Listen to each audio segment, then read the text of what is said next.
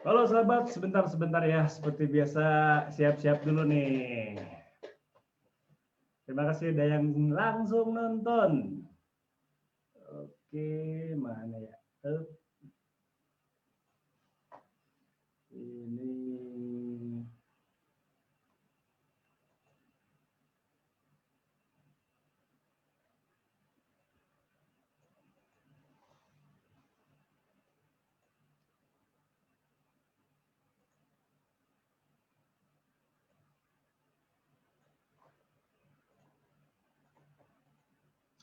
Oke deh, Assalamualaikum warahmatullahi wabarakatuh. Apa kabar sahabat-sahabat mancing di seluruh Indonesia? Ketemu lagi dengan saya Hari Buana dari Dura King Fishing Team di acara Galor Ngidur ala kelas mancing. Seperti yang sudah saya janjikan, di kelas mancing episode kali ini kita akan membahas tentang potensi spot-spot mancing di Jabar Selatan. Makanya judulnya serem kan, lihat. Jabar Selatan yang menantang. Karena ya memang seperti kita ketahui bersama, spot-spot pantai selatan ini beda dengan posisi-posisi yang lain ya. Karena ini spot yang langsung menjadi bagian dari samudra besar. Sehingga dikenal dengan ombak yang cukup besar. Walaupun ya gimana ya, selain menantang juga menjanjikan potensi strike ikan yang saya kira masih cukup lumayan ya, walaupun nggak bisa dibandingin dengan spot-spot di Indonesia Timur sono gitu. Tapi yang namanya potensi pesisir selatan Pulau Jawa ini, khususnya di Jawa Barat, ternyata setelah dieksplorasi dengan cukup panjang, menyimpan spot-spot yang bisa menjadikan keceriaan yang lebih. Aslinya. Saya pengen bagikan dulu satu video nih. Sebentar. Mana ya videonya tadi ya? Keseruan mancing sederhana, murah meriah di selatan Jawa Barat. Karena kenapa saya bilang murah meriah? Karena di selatan Jawa Barat ini ternyata mancing itu nggak mahal ya. Apalagi kalau teman-teman punya nyali lebih, berani main-main pakai perahu katir. Mana nih videonya nih? Yang mana ya? Saya pengen tunjukin dulu sebentar. Oke. Nah. Oke, saya sharing screen dulu.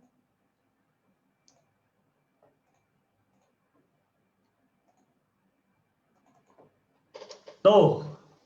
Ini nih, keseharian kalau kita mancing di pesisir selatan Jawa Barat yang dimulai dari Kabupaten Pangandaran sampai ke daerah Sukabumi ya.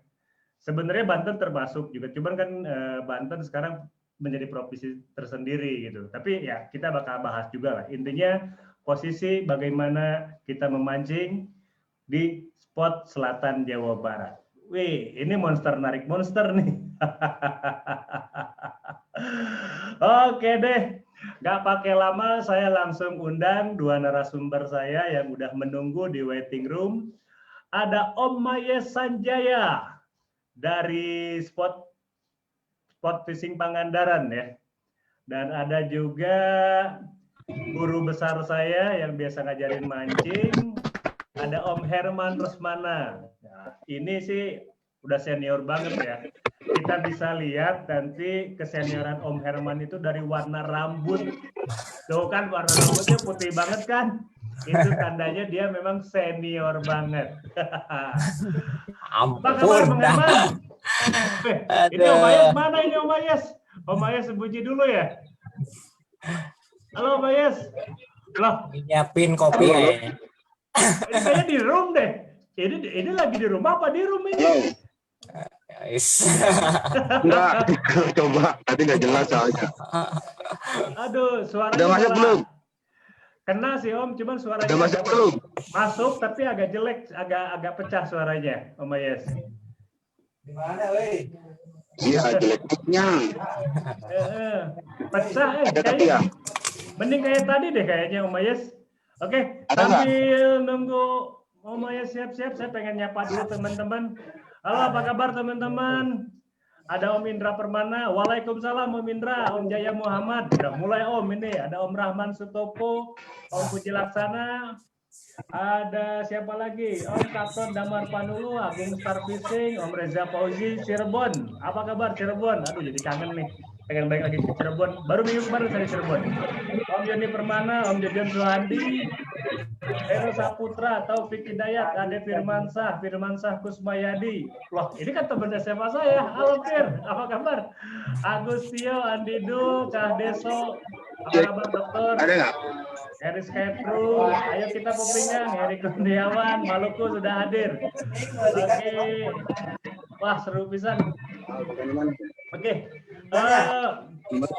Ini yang backgroundnya ini siapa ya?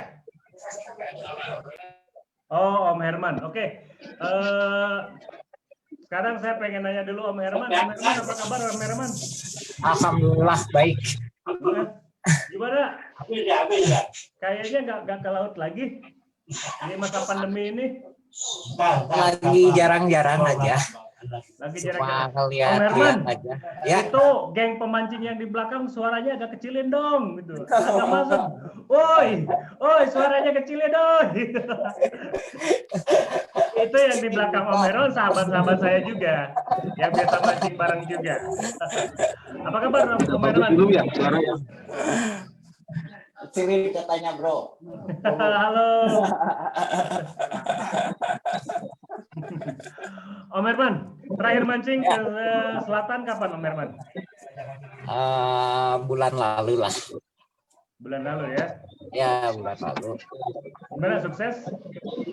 Alhamdulillah masih ada lah yang bisa dibikin sensasi untuk sport fishing. Oke, stop dulu. Sekarang saya pengen ke Om Ayes nih. Om Ayes, Ya.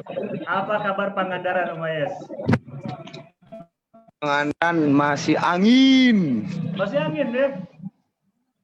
Iya. Nah, ini kan agak seru nih. Sebenarnya di Pangandaran itu spotnya itu dari mana ke mana sih yang biasa jadi playgroundnya teman-teman Pangandaran, Om Ayes?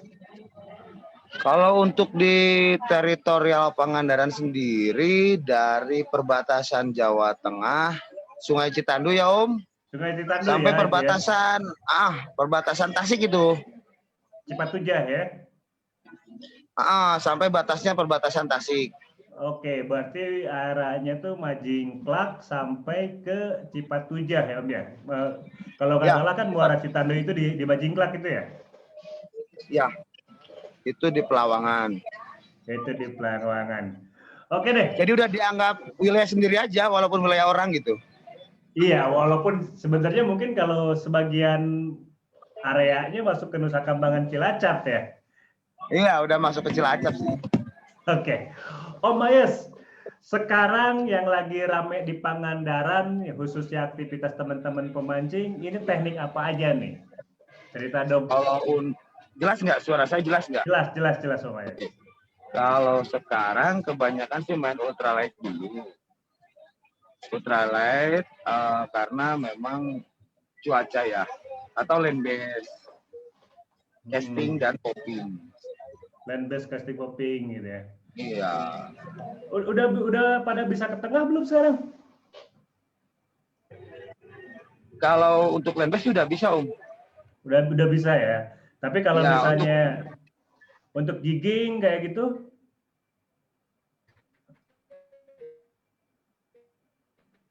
Halo? Untuk casting tinggi. Ya, lo ada nggak? Ada, agak putus-putus aja sih Om Ayes. Lanjut. Oh. Kalau untuk jigging kita nunggu liwung deh, nunggu perpindahan dari angin timur ke angin barat. Oke. Jadi secara umum di pesisir Pangandaran ini banyak teknik yang bisa diaplikasikan ya. Bisa popping atau casting land base, bisa pakai perahu juga, bahkan juga bisa jigging kayak gitu di tengah gitu Om Ayes. Iya, jigging sih kalau sudah masuk ke liwung kita nanti main di kedalaman 25 dan 50 meter lah. untuk jiggingnya. Iya, nggak terlalu dalam. Tapi kalau udah masuk angin barat, baru kita masuk di kedalaman 70 sampai 100-an. 70 sampai 100-an. Sebenarnya berapa sih rata-rata kedalaman laut yang biasa dipancingin sama teman-teman Pangandaran? Paling maksimal kedalaman 100 itu. Kalau untuk 100 jigging ya. Iya. Om Ayes, Soalnya, ya. sorry saya potong. Ini ada yang komen keren lah. Dari Jasrik, make mic jika nuker karaoke wae emang. Maklum. Soalnya tadi nggak kedengeran kalau pakai handphone. Kita nggak bawa laptop soalnya. Siap. Lanjut. Itu jadi kedalaman yang biasa dimainkan itu di kedalaman berapa aja? Gimana, Om? Kedalaman laut tempat teman-teman biasa jigging itu biasanya dari kedalaman berapa ke berapa gitu? Rata-rata kalau sudah liwung nanti ya perpindahan itu kita spot di angka 30 sampai 50 meter. Betul. Karena memang kebanyakan ikan mulai minggir tuh, agak mulai ke minggir. pinggir ya. Oke. Iya, spot yang di kedalaman 70 sampai 100 biasanya kurang potensi kalau untuk nge-jig. Kalau lagi liwungan. Nah, ya kalau udah angin barat, justru kita Om Mayas kayaknya pakai mikrofon, malah suaranya lebih banyak hilang-hilang deh sekarang. Oh ya, bentar. Oke, sambil nunggu Om Mayas, saya pengen ke Om Herman dulu deh. Om Herman, di-unmute dong. Om Herman, di-unmute dong. Nah, kalau ini guru saya bener-bener nih, makanya bisa dilihat kan dari warna rambutnya juga senioritasnya kita nggak bisa pertanyakan lagi. Oh iya juga, lupa nih. Buat teman-teman yang mau bertanya atau mau komen, silahkan langsung manfaatkan ruang komen, karena seperti biasa, nanti bakal ada yang beruntung. Dan kali ini yang beruntungnya bakal ada 4 orang. 2 orang bakal beruntung untuk mendapatkan jersey dari DuraKing, dan 2 orang lagi akan beruntung mendapatkan benang PE keluaran terbaru dari DuraKing, yaitu DuraKing QQ. Ini benar-benar benang keren loh. Ukurannya terserah ukuran berapa, tapi panjangnya nanti buat pemenang kita sediakan sebanyak 300 meter. Jadi komen dan bertanya silahkan, langsung di ruang komennya. Om Herman, cerita dong tentang karakter pantai selatan di Jawa Barat secara umum. Ya, kalau di pantai selatan nih ya, benar-benar musimnya itu kalau untuk mancing, untuk sport fishing nih. Kalau bagusnya untuk sport fishing sih pada saat kemarau panjang.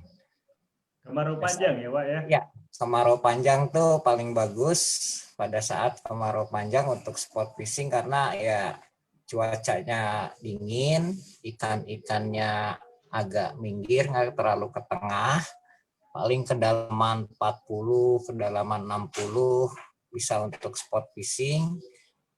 Kemudian kalau untuk pas kemarau panjang tuh kendalanya cuma anginnya aja. Anginnya dari timur dan dari selatan tuh kenceng, nggak istilahnya hampir konstan lah kencengnya. Jadi volumenya stabil.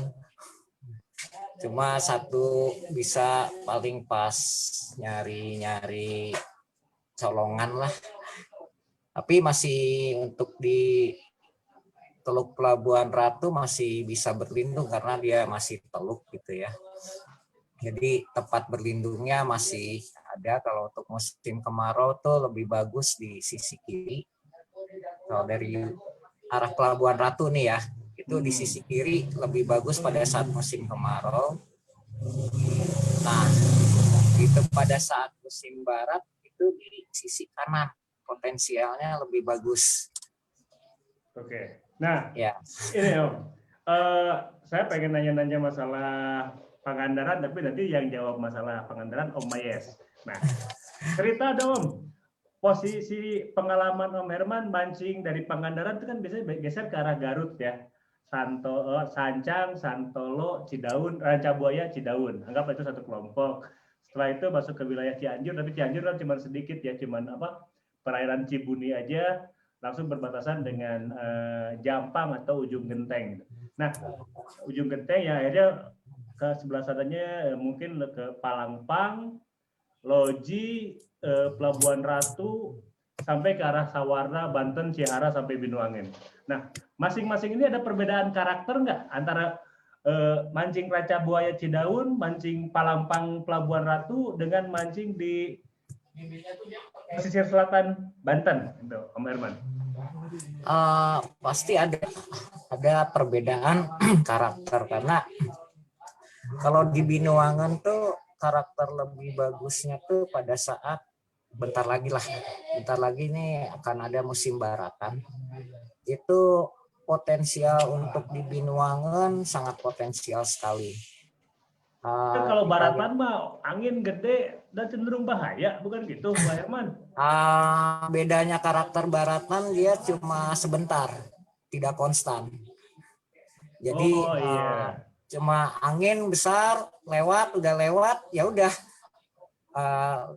paluh lagi lah kesebut nama. Tenang lagi lautnya ya. Tenang lagi lautnya. Informasi jadi cuma aja, sebentar aja.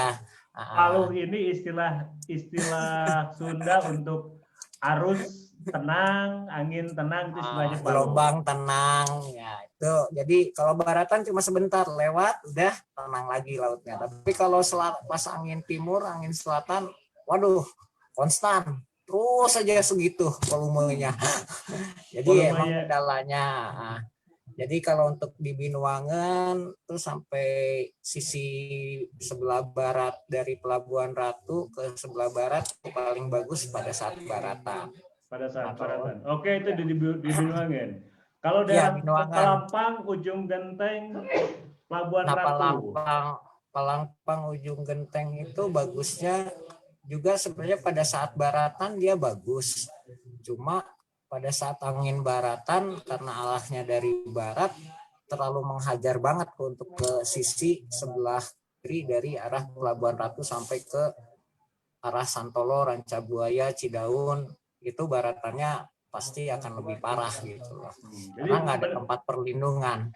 Mending tapi potensinya bagus. Potensinya sama bagus. Mending pas timuran. Mending pas timuran kalau untuk ke arah timur ya. Arah timur dari Pelabuhan Ratu bagusnya pada saat angin timuran. Cuma colongan. Kalau Pelabuhan Ratu kan itu teluk, Tuan Pak Herman ya, sehingga memang pada dasarnya hampir setiap saat kalau di teluk Pelabuhan Ratu tuh bisa mancing setiap saat. Bisa. Nah, kalau untuk karakter Rancabuaya Cidaun yang memang langsung laut terbuka, seperti apa tuh? Ya, kalau untuk laut terbuka terus terang cuaca menentukan banget. Kalau cuacanya lagi misalnya, kan kalau kita ngelihat cuaca misalnya lewat aplikasi ada Windy, ada lewat BMKG, kalau angin udah di atas 10 knot, itu rata-rata pemancing udah nggak nyaman. Di atas 10 knot ya? Di atas 10 knot tuh udah nggak nyaman aja mancing. Nah, waktu itu nih terakhir kita ke sana 18 knot berangkat wae. itu mah kondisi tertentu untuk pemancing yang harus edan lah. Kalau untuk pemancing biasa untuk nyamannya ya di bawah 10 knot lah untuk nyaman. Bukan berarti nggak bisa mancing di atas 10 knot, cuma nyaman aja. Oke, Pak Herman, barusan udah cerita sampai ke Garut ya. Nah sekarang nih giliran Om Mayes nih yang cerita nih. Om Mayes ceritain dong karakter pesisir selatan Jawa Barat untuk kok jadi Jawa Barat terlalu general ya. Situasi di Pangandaran tuh karakter lautnya seperti apa sih gitu? Kalau karakter itu nggak beda jauh sih sama Om Herman. Cuman kebetulan kita punya Teluk Pananjung itu pas Pangandaran ya. Jadi kalau prinsipnya angin timur ya sama persis lah sama Om Herman. Karena kita sama-sama di pesisir selatan. Jadi kalau angin timur justru di sini lebih potensi ke casting dan popping pinggiran Om. Kalau angin timur ya lebih Iya. potensi Karena untuk kan casting atau popping pinggiran, oke? betul, karena memang kondisi air agak keruh tuh, hijau lumut ya. Kalau di sini hijau lumut itu pas angin timur hijau lumut, keruh. Intinya musuhnya itu spear fishing. Nah, ini keren nih. Musuhnya spear fishing, maksudnya kayak gimana tuh? Ya artinya gini, dalam artian musuh itu spotnya memang tidak terlalu luas kayak di Sukabumi ya. Iya. Sukabumi kan spotnya banyak banget gitu. Tapi kalau untuk Pangandaran itu terbatas kalau spot. Karena kondisi karangnya tidak sebagus di Sukabumi. Oke. Kultur karangnya. Kalau di Sukabumi kan jarak beberapa kilometer saja sudah mendapatkan kedalaman di atas 200 meter ya Om Herman bisa ya. Iya. Bisa, betul. Ya ujung genteng gitu kan lebih enak. Iya. Nah, kalau di sini untuk mendapatkan kedalaman sampai 100 meter aja kita harus perjalanan kurang lebih 3 sampai 4 jam. Oh, ini yang membedakan ya. Ini yang sangat membedakan. Karena kita karangnya lebih ke datar lah. Oh, bukan gunung-gunung kecil gitu ya, Bukan, tapi benar hamparan ya. Hamparan karang. Jadi kalau pas angin timur kebetulan air laut agak keruh, spear fishing kegiatannya agak kurang, potensi strike kita ambil di casting dan popping di pinggiran, baik itu pakai perahu ataupun dari land base itu dapat. Ya. Biasanya Jadi pas ketika angin barat, kondisi kebanyakan sih kita di GT Om. GT ya. GT. Iya. Wih, mantap. Kalau tuna harus ke Om Herman tuh. Kalau tuna harus ke Om Herman tuh.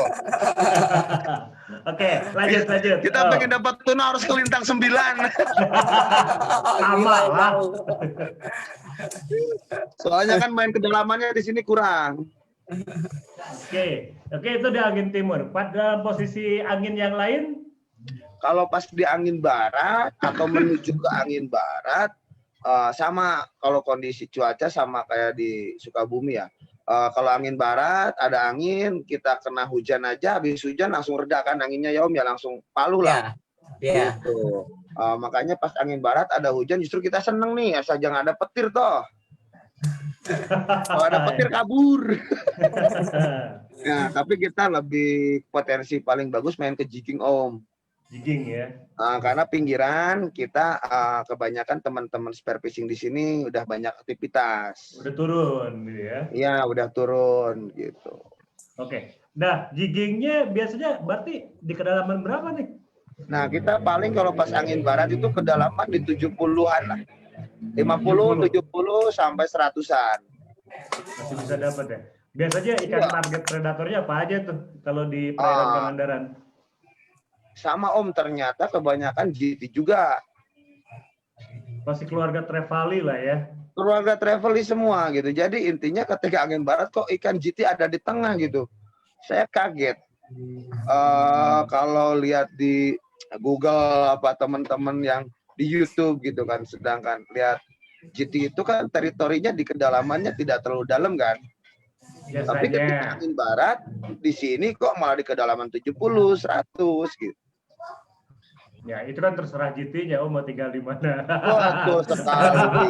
Berarti itu informasi itu berarti nggak pasti ya.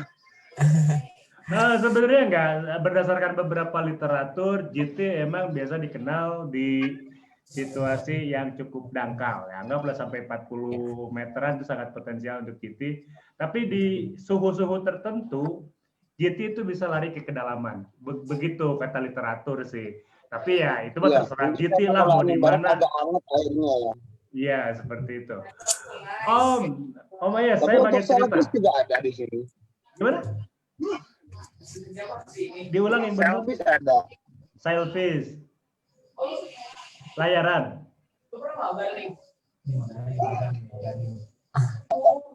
Halo, Om? Ya, halo. Ya, agak sedikit terputus-putus deh. Jadi Iya. kalau begitu selain GT di perairan Laut Pangandaran, predator apa lagi sih yang bisa diburu oleh para pemancing? Ya Om. Iya, ya kan tadi Om Ayas cerita bahwa untuk kebanyakan targetnya itu keluarga trevally khususnya GT. Nah, selain GT, ada nggak target-target ikan lain yang memang biasa menjadi target buruan teman-teman pemancing di Pangandaran? Kalau teman-teman di sini rata-rata targetnya selalu pengen keluarga GT karena pengen tarung Om. Wih, Pengen fight. pengen fight ya. Senangnya fight gitu. Tapi kalau yang naik, kalau pas jigging banyak juga jenis ikan lainnya, baik itu kerapu, banyak keluarga-keluarga lainnya gitu. Nggak cuma giant trevally aja. Cuman teman-teman lebih seneng huntingnya itu ke keluarga GT lah. Karena memang teman-teman nyarinya fight gitu. Asik, sadis ya. Berarti memang ini Luar biasa lah, paling enak, paling nikmat gitu kalau udah dapatnya. Apalagi gerong, aduh udah top lah. Pengen tuna jauh harus ke Om Herman. Oke. Iya. Wah Herman, di-unmute dong. Ya. Wah Herman, tadi kan Om Ayas sudah cerita tuh, kalau di Pangandaran ternyata kalau lagi musim timuran, ternyata teman-teman lebih direkomendasikan untuk mancing di pinggir ya. Baik, di pinggir di sini bukan berarti dari pinggir, tapi bisa juga pakai perahu atau land based. Dengan target umumnya GT. Nah, kalau baratan baru tuh bisa agak ke tengah, walaupun ternyata targetnya umumnya masih tetap GT. Dengan satu alasan karena sahabat-sahabat di Pangandaran itu memang mencari target untuk bertarung. Gitu. Dan GT adalah ikan yang memang kita kenal sebagai salah satu petarung paling sadis yang ada di lautan. Nah, sekarang saya pengen tanya pengalaman, kita geser ke kanan sedikit nih. Berarti kalau kayak geser ke kanan sedikit, sebenarnya kan masuknya ke arah Tasikmalaya ya. Cuman ke arah barat. Ke arah barat itu Tasikmalaya. Cuman Tasikmalaya kan lautnya cuma sedikit. Kita langsung ke geser spot yang lebih terkenal, itu berarti Ranca Buaya dan Cidaun. Nah, cerita dong, di Ranca Buaya dan Cidaun ini target-target favorit para pemancing apa aja tuh, Om Herman? Kalau mulai dari Cidaun ya. Kalau Cidaun nih sebenarnya eksentrik banget, ikannya tuh komplit ya. Nah, tergantung dari musim, tergantung kedalaman. Semuanya sih tergantung dari musim sama kedalaman. Jadi dari mulai GT, amberjack, kemudian ruby, kemudian cablak, sampai ke dogi, itu amberjack pun ada semua gitu, mulai dari arah Ranca Buaya sampai ke arah pintu Teluk Pelabuhan Ratu. Jadi kita lihatnya bahwa ini musiman karena migrasi ikan, tergantung dari migrasi ikan sesuai dengan musim sama suhu air. Biasanya kalau pada saat mau akhir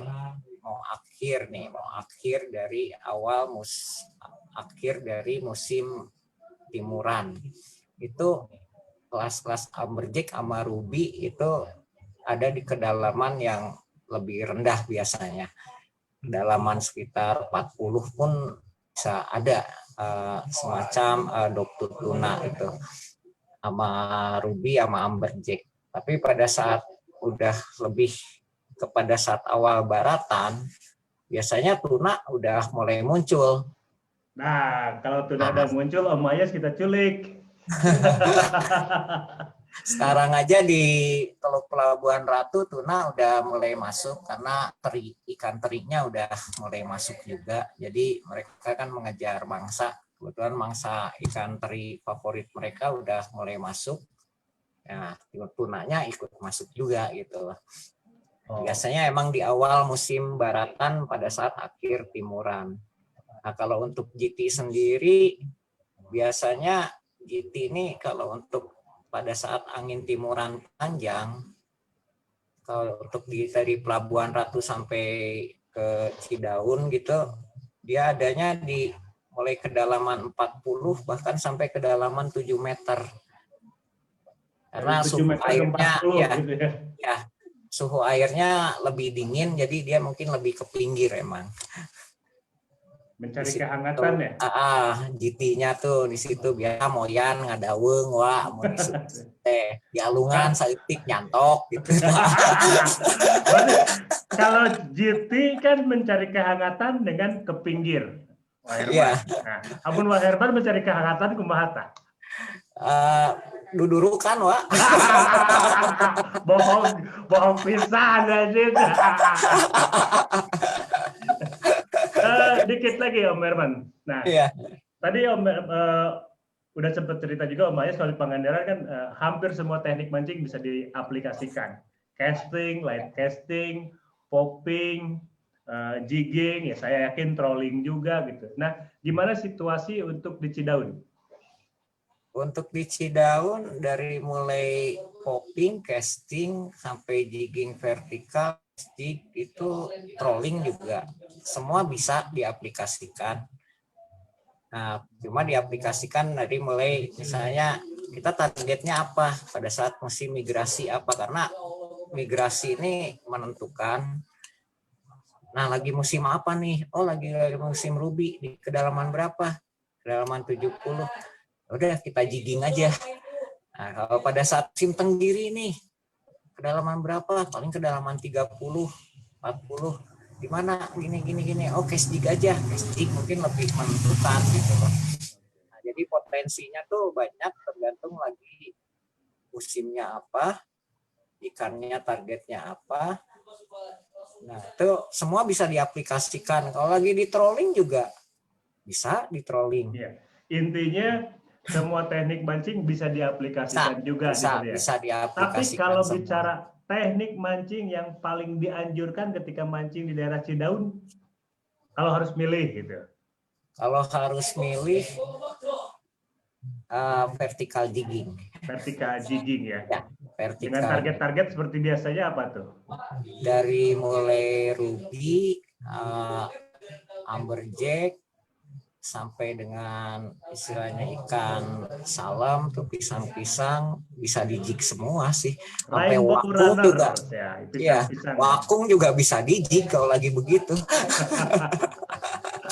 Oke, Om Herman, Mayes, kita sekarang sapa dulu teman-teman yang udah berkorban kuotanya buat dengerin kita ngacapruk ini nih. Wih, sudah banyak juga ternyata. Banyak banget. Ada Bayu Ardan, ini sahabat saya dari Pangandaran ya. Wah, Ada tukang racun itu. Oh, tukang racun tuh. Ya, Ada kan. bikin bangkrut kita. Ya.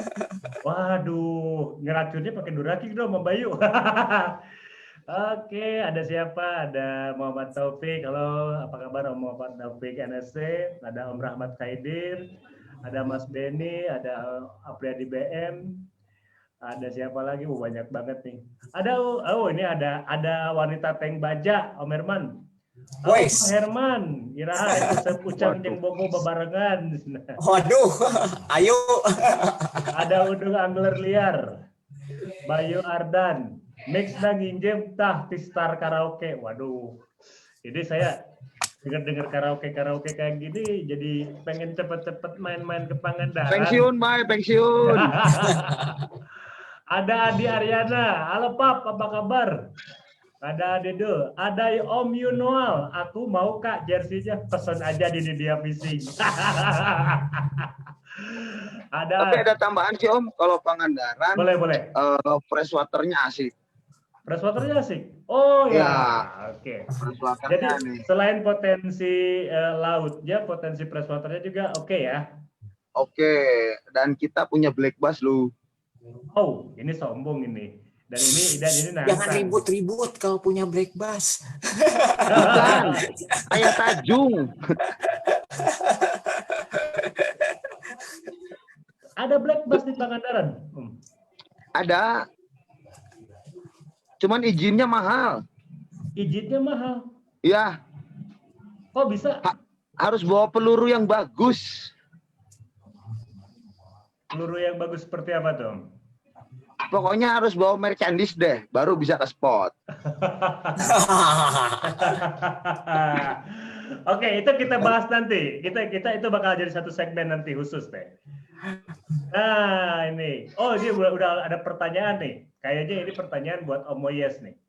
Izin moderator, waktu yang tepat untuk mancing teknik ultralight. Nah, mungkin Om Moyes bisa jawab nih. Khususnya di area Pangandaran. Kalau untuk di Pangandaran setiap waktu kita bisa ultralight. Oke. Ya, kalau itu nggak mengenal musim atau apa-apa, karena kita punya satu semenanjung. Kalau ketika angin timur, kita bisa main di barat. Ketika angin barat, kita bisa main di pantai timur. Nah, ini kelebihannya kelebihannya Pangandaran ya. Iya, kita ketika angin timur, kita bisa bermain di sekitaran pantai barat. Dan ketika angin barat, kita bisa main di pantai timur kalau untuk ultralight.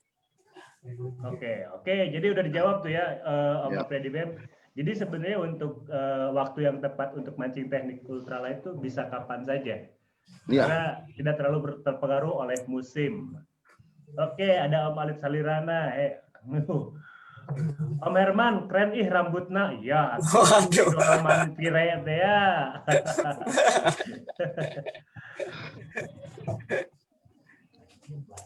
Ada yang nggak biasa nih Om Habe, asapnya nggak kelihatan terselip di jarinya. Rokoknya tinggal sedikit, saya irit-irit.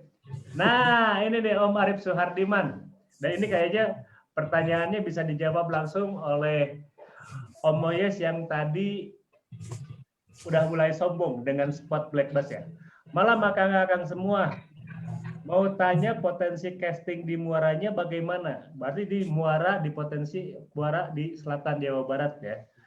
Biasanya ikan apa yang ada atau eksis? Sewa perahu berapa? Terus selain akang-akang yang jadi pembicara, buayanya masih ada nggak? Wah, kita mah bukan buaya, Om. Om Herman Apanya yang buaya itu yang apa? terakhir, Om? Kurang jelas tuh yang terakhir apa?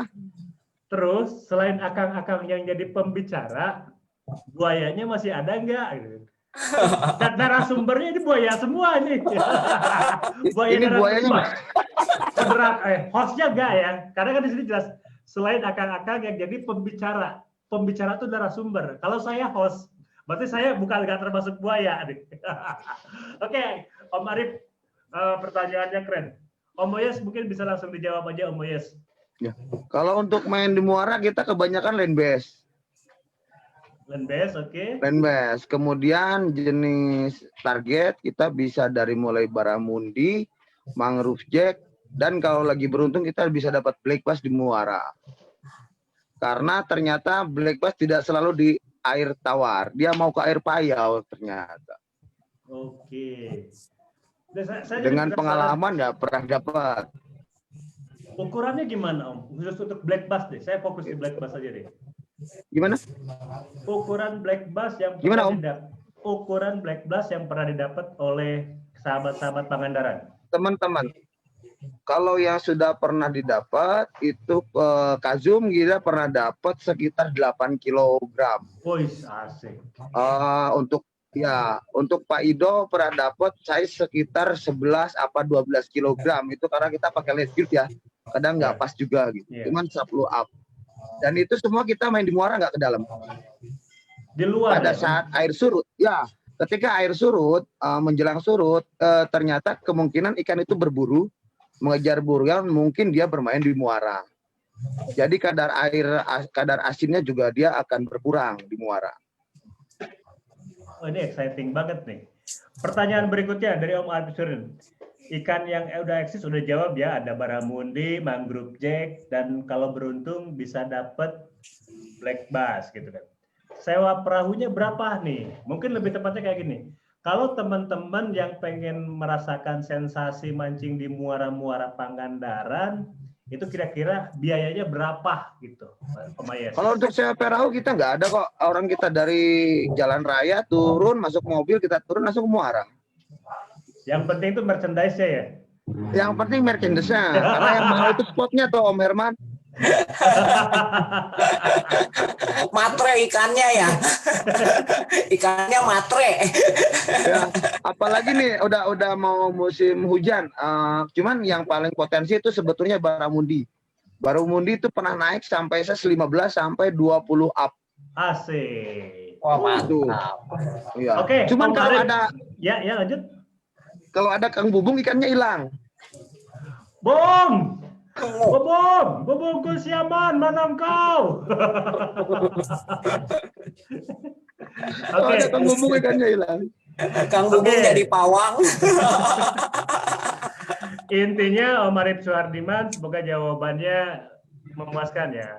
Ternyata nggak mahal-mahal kok untuk pengen mendapatkan pengalaman mancing di Pangandaran, khususnya di Muara-Muara. Datang aja, hubungin sahabat-sahabat kita di sana, ada Om Mayes, ada yang lain-lain. Tinggal jalan ke sana ya ngobrol-ngobrol, berangkat. Aslinya Ya. juga. Yang penting merchandise ya. Kalau untuk jenis merchandise ya, langsung hubungi Om Mayes. Pertanyaan berikutnya nih dari Om Reza Fauzi. Izin bertanya Kang, untuk pemula yang ingin mancing jig dan popping, idealnya rod berapa lib, lalu berapa ukuran reel yang digunakan menggunakan PE monolin nomor berapa? Batur tersebut. Jadi gini, ini mungkin yang jawab Om Mayes dulu. Om Mayes, buat pemula yang memang datang ke Pangandaran terus pengen punya pengalaman untuk jigging dan popping di sana, setting peralatannya idealnya ukuran berapa aja Om? Ukuran rod, ukuran reel, ukuran benang, dan mungkin ukuran umpan juga. Om Mayes. Kalau di Pangandaran karena kedalamannya juga maksimal tidak terlalu dalam ya. Kita rata-rata kalau untuk umpan kita main di angka 60 sampai 150 gram idealnya. Cuman kita butuh yang lebih berat ketika memang arusnya kencang. Tapi kalau 300 gram sudah lari jauh, dalam artian nggak bisa vertikal gitu. Ya sudah, kita pergi aja pulang ketika arus terlalu kencang. Paling idealnya kita bisa trolling dan lain-lain. Untuk jigging kita rata-rata sih kalau untuk size kita mungkin pakai rod size itu PE2 atau PE3 udah nyaman lah ya. Karena kalau terlalu besar, kalau saya pribadi sih kurang nyaman gitu Om. Nah, kalau reel kita pakai spinning kita paling size di angka 4.000 sampai 6.000. 6.000 kadang-kadang kita juga udah repot kok. Kita pakai reel sekitar 4.000 5.000 yang paling nyaman. Pakai PE 2,5 itu pakai Duraking X9 tuh enak tuh. Asik. Terima kasih. Terakhir Kang Ian pakai Duraking bisa ngangkat GT 30 kilo tuh. Jigging. Pakai PE 2,5 tuh. Kedengeran nggak? Pakai P2,5 aja gitu 30 kilo. Berarti pedangnya keren banget. Itu fakta kok. Gue langsung promosi ini. Ya. Itu kebetulan juga pakai Duraking dan ikan naik. Iya. Jadi kalau saya saranin sih kita pakai kelas medium tackle aja gitu untuk jigging. Karena kalau kelas berat, jujur kalau kita ampun lah main kelas berat. Tapi nggak tahu kalau Om Herman mungkin kebanyakan kelas berat nih. Oke. Wah, kebalik. Nah, Om Herman mungkin mau bantu penambahan untuk pertanyaan Om Reza Fauzi ini. Untuk pemula yang pengen untuk jigging dan popping. Kalau untuk jigging sebenarnya potensialnya untuk jigging ya. Kalau untuk pemula ya cukuplah pakai PE 2,5 lah. Kalau untuk ukuran benang. Kalau untuk ukuran reelnya ya ukuran 5.000 udah cukup lah. Kalau untuk jigging ya. Tapi kalau untuk popping coba light popping aja dulu kelas-kelas P4 sampai P6 lah. P4, P6 supaya nggak terlalu berat ya ukuran reelnya ukuran 6.500 atau 6.000 sampai ukuran 8.000 udah cukup lah kalau untuk light popping dulu. Kalau untuk pemula ya biar ngerasain nyamannya dulu, nanti kalau ukurannya terlalu berat kan pasti nggak nyaman. Oke, biar ngerasain nyamannya dulu dan kalau dihajar ikan gede kerepotan dan akhirnya ketagihan. Ketagihan dulu. Oke, kita lanjut ke pertanyaan berikutnya Om Herman. Ya. Oke, ini ada pertanyaan menarik nih. Kayaknya ini pertanyaannya buat Om Herman. Mau tanya Om, pertanyaan dari sahabat saya Aab Butet dari Cirebon. Wah ini Happy Fishing Cirebon. Mau tanya Om, kalau di ujung genteng ada potensi ikan kakap atau baramundinya enggak? Kalau di Pangandaran udah jelas ada ya, bahkan ukurannya bisa monster-monster. Nah ini di ujung genteng, Om Herwan Kalau mungkin pernah di dengar. ujung genteng, kalau untuk potensial Baramundi silakan masuk ke Muara Cikaso atau ke Muara Cikarang. Di situ ada potensi Baramundi, ada mangrove jet juga. Saya coba pemandangannya, alhamdulillah bakal mengusir lelah. Dan kalau di Dan ujung banyak genteng, janda-janda. Enggak ya?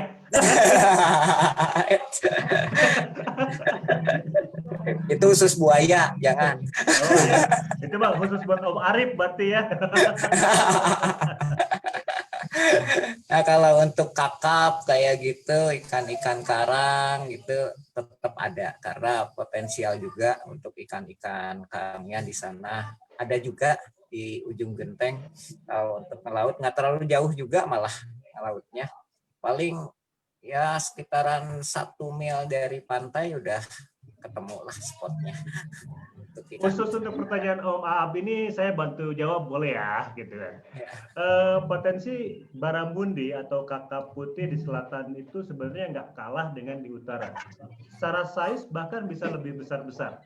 Mungkin Om Ayes bisa, tadi juga sudah sempat cerita ya di beberapa muara daerah Pangandaran, itu ukuran Baramundinya bisa sampai dengan 20 kilo up ke atas gitu kan.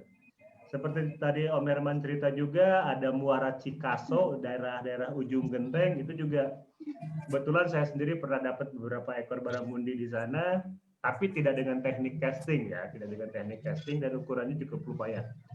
Bahkan ada beberapa teman yang sempat melaporkan ikan kecil yang setelah saya identifikasi ternyata black bass. Intinya di muara-muara selatan Jawa Barat ini potensinya walaupun tidak sedahsyat potensi muara-muara di Indonesia Timur sana, tapi keberagaman ikan itu masih cukup ada. Cuma memang untuk beberapa jenis khususnya black bass ini lebih sulit dibanding jenis-jenis ikan yang lain. Ya mungkin Om Aab kalau misalnya main ke ujung genteng, dipikirin mungkin teknik mancingnya harus berbeda dengan yang biasa mancing di Cirebon gitu. Karena memang karakter sungainya, karakter muaranya pun sangat berbeda ya antara pantai utara Jawa dengan pantai utara selatan. Oke, kita lanjut ke pertanyaan berikutnya. Ada Om Agus Puji Mulyadi. Malam Om.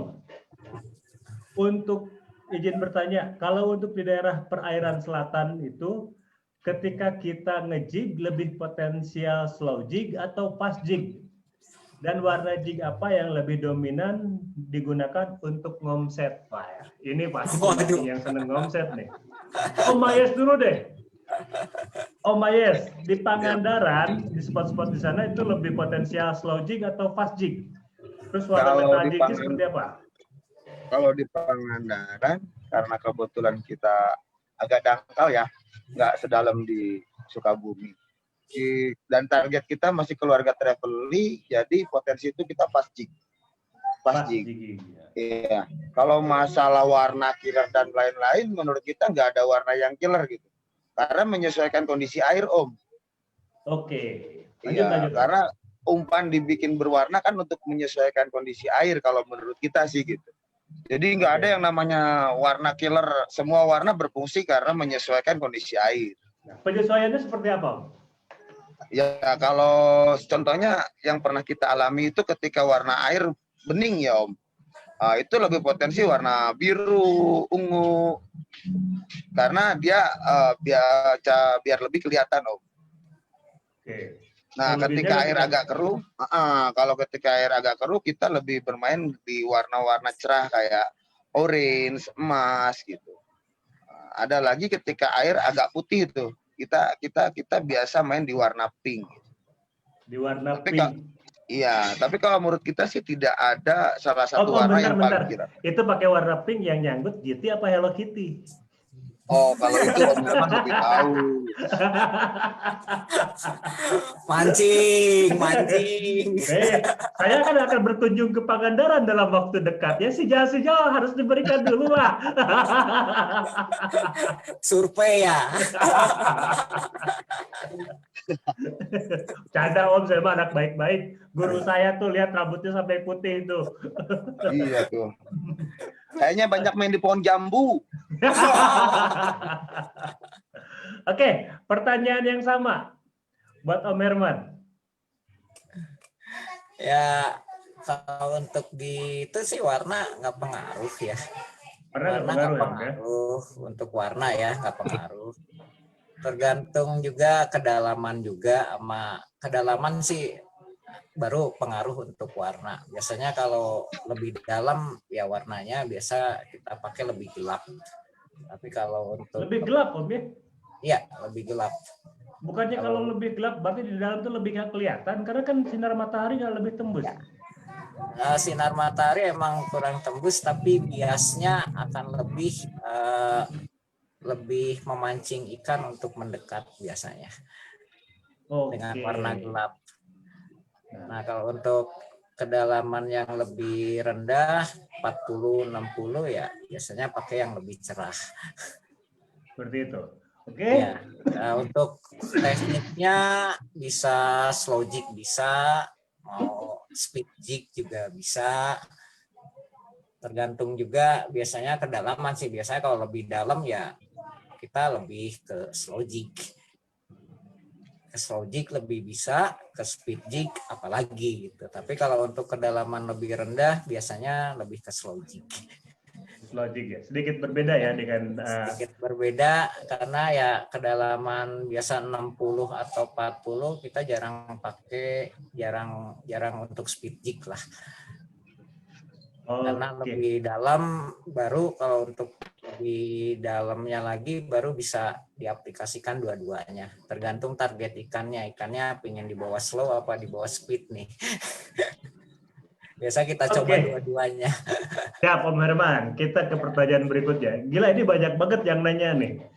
Jadi mungkin gara-gara narasumbernya keren-keren sih. Ini dari Om Rahmat Haidir. Ini pertanyaannya kayaknya buat Om Moyes.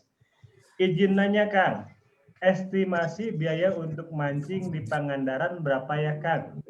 Mulai dari harga penyewaan perahu maupun misalnya dengan tambahan umpan, semisal kita mau dasaran juga. Om Moyes mungkin bisa dibantu nih Om Rahmat Haidir. Saya bantu paling estimasi biaya perahu ya. Kalau umpan apa lainnya mungkin bisa searching sendiri lah. Banyak sudah dikasih. Kalau untuk casting di sekitaran Pananjung, itu kita kalau full dari pagi sampai sore itu bisa mencapai 700 ribuan. Kalau untuk pagi casting, sampai sore Om ya? Ya. Tapi kalau untuk jigging kita bisa sampai 1 jutaan lebih. Tergantung titik spot yang lagi potensi Om.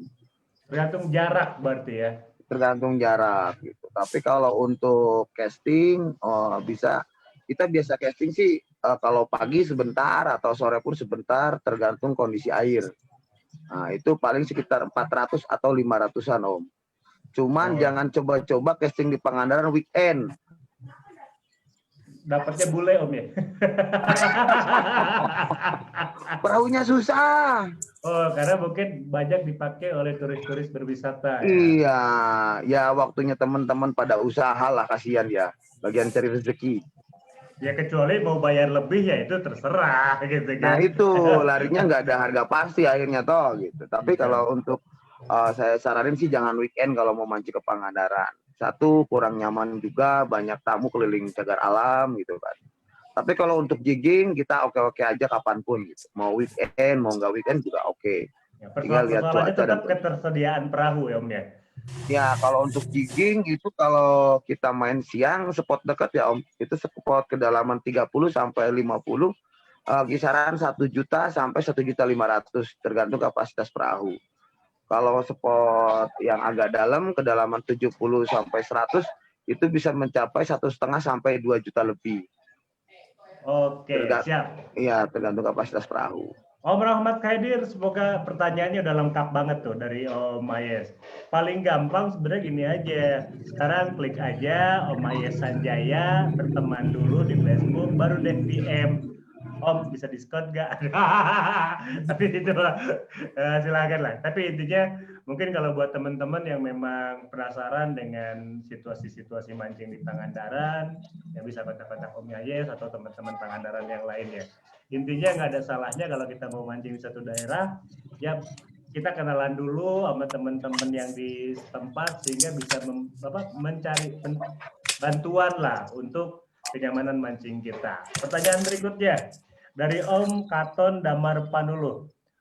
Om, cuaca itu apa memang pengaruh untuk potensial strike?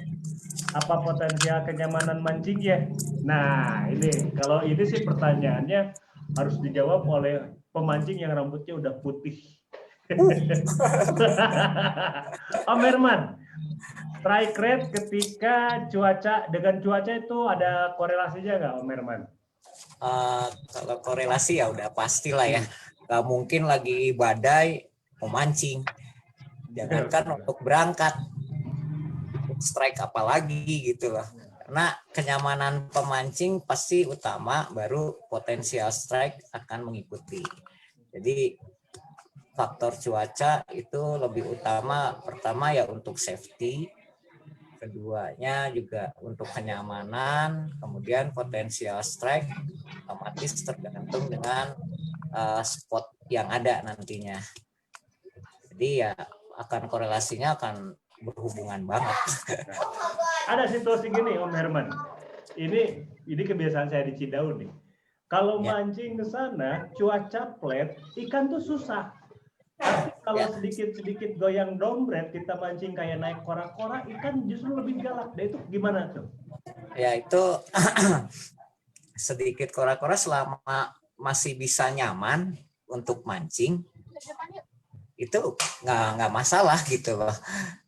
Emang karena tergantung, emang kalau lagi flat ikan juga kurang nafsu biasanya. Kurang nafsu gerak, kurang apa, tidur gitu apa. Tapi kalau lagi agak goyang, wah nih banyak ada arusnya dikit, terus ada apa, ikan juga punya semangat sedikit lah. Ada. Mungkin sama kita ya, kalau lagi anginnya sepoi-sepoi mending tiduran gitu ya. Tiduran angin gede, wah semangat gitu ya. Mungkin seperti ini juga. Om Ayes mungkin bisa mau nambahin atau ada pendapat yang berbeda dengan Om Herman untuk pertanyaan tadi? Kurang lebih sih sama Om. Kenyamanan ya paling utama lah. Buat apa kita mancing kalau sambil mabok-mabokan, badai gitu kan.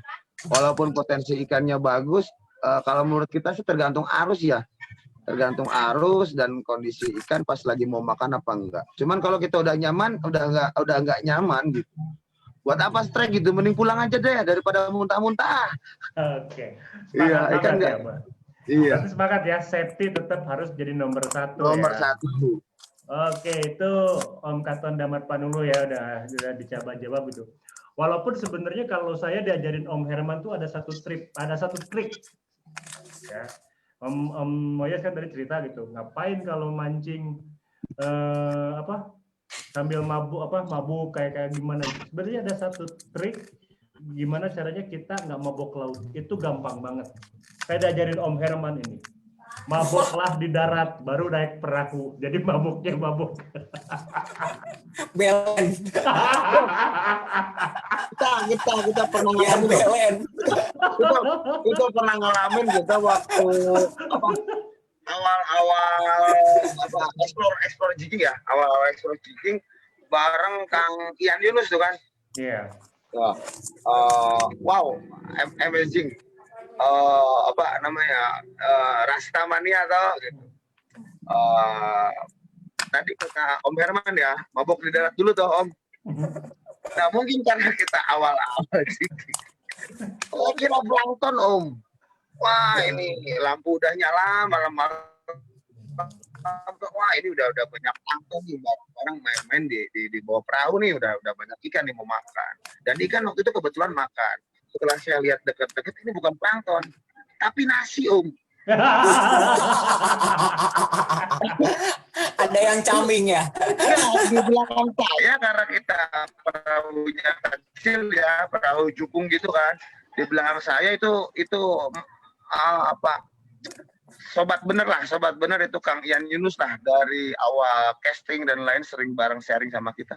Di belakang kita, oh ternyata dia lagi pegang kepala gini, oh. Nggak taunya itu banyak nasi keluar itu.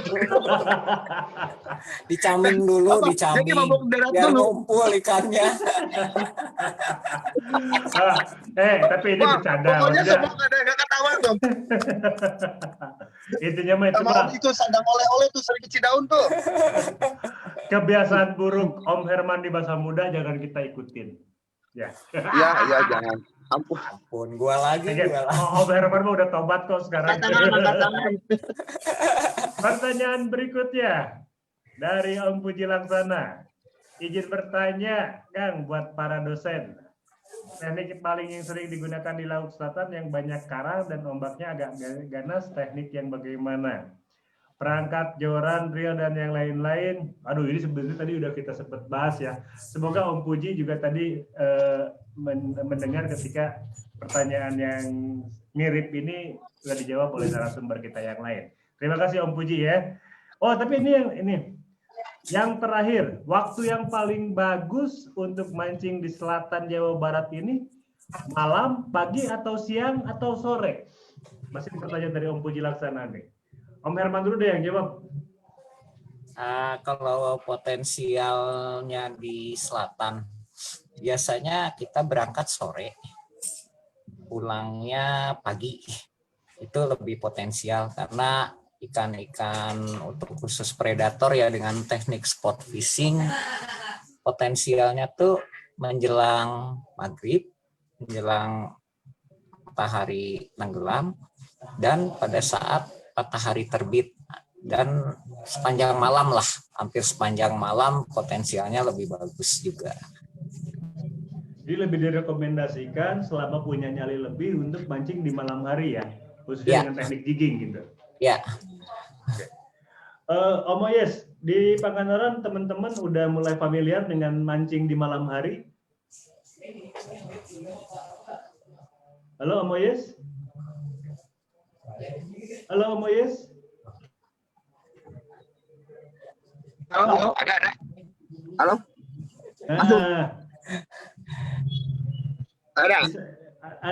Ada pertanyaan Om. Ya. Ini yang paling bagus waktu untuk mancing ya seputar Pangandaran lah karena Om Oyes domisili di sana itu apakah malam, pagi, siang atau sore?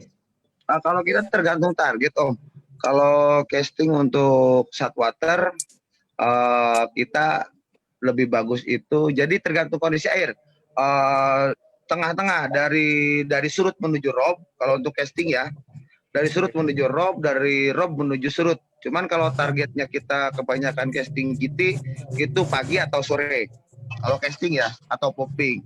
Nah kalau untuk main di muara, yang penting itu kita dari rob menuju surut atau sebaliknya dari surut menuju rob, mau malam atau sore atau pagi itu potensi. Tapi kalau casting di muara target Baramundi kita lebih banyak main malam.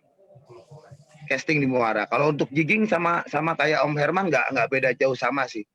Sama lebih enak itu berangkat sore pulang pagi kalau untuk jigging. Tapi ada yang menarik Om. Casting Baramundi itu lebih bagus malam. Betul. Kalau di sini ya. Karena kita main di muara. Main di muara. Lurnya harus pakai GID seperti itu apa lur biasa aja? Kalau itu sih tergantung kondisi air juga Om. Kalau terlalu bening pakai GID juga ikan nggak mau makan tuh. Karena kalau jenis kakap itu kayaknya paling rewel ya Om Herman ya kalau nggak mau jigging, mau casting itu jenis kakap itu paling rewel. Jadi paling sensitif gitu. Jadi kalau airnya terlalu terang, cahaya bulannya banyak, kita biasa pakai warna itu paling putih mutiara gitu. Tapi kalau airnya agak gelap, agak keruh, terus cahaya bulannya juga masih tetap banyak, menyesuaikan. Karena sih, nah itu kenapa saya tadi punya persepsi bahwa warna apa yang paling killer? Menurut saya nggak ada yang killer. Karena kalau saya perhatiin sesuai pengalaman kita ya, Warna itu menyesuaikan kondisi air. Kenapa dibikin banyak warna? Bukan cuma menarik mata pembeli ya. Karena memang ditujukan kayaknya untuk kondisi air tertentu gitu Om. Gitu. Jadi kalau warna ini paling killer, menurut saya nggak ada yang paling killer gitu. Oke, Om Yes. Ini pertanyaannya banyak banget loh, banyak banget. Ini ada pertanyaan yang kayaknya yang bisa jawab Om Yes dari Om Andi Doljai. Aduh, itu Om Mandri katanya. Om Mandri itu maksudnya ke Om Yes kali ya. Potensi BB, MJ, dan Bara gimana di Muara Karangtirta? Apakah muaranya masih terkontaminasi sama limbah pabrik? Gimana tuh Om Yes? Halo? Halo Om? itu. Agak putus-putus Om Yes. Diulang lagi Oke, aja. ada nggak? Nah, ada nggak? Oke, sip. Oh, Om Andi Jul sering main ke sini, sering main ke Pangandaran, dan itu salah satu masalah di kita gitu. Jadi ketika musim kemarau, semua pada protes masalah limbah pabrik. Ada salah satu pabrik industri di sini yang kebetulan dekat dengan spot kita gitu. Nah, ketika musim hujan, itu limbah pabriknya kayaknya ngalir ke laut tuh. Nah, jadi kalau sampai hari ini masalah limbah tetap jadi masalah. Cuman ketika musim kemarau masalahnya menjadi besar, ketika musim hujan masalahnya mengecil lagi tuh. Nggak terlalu kerasa mungkin karena debit airnya tinggi. Iya, gitu.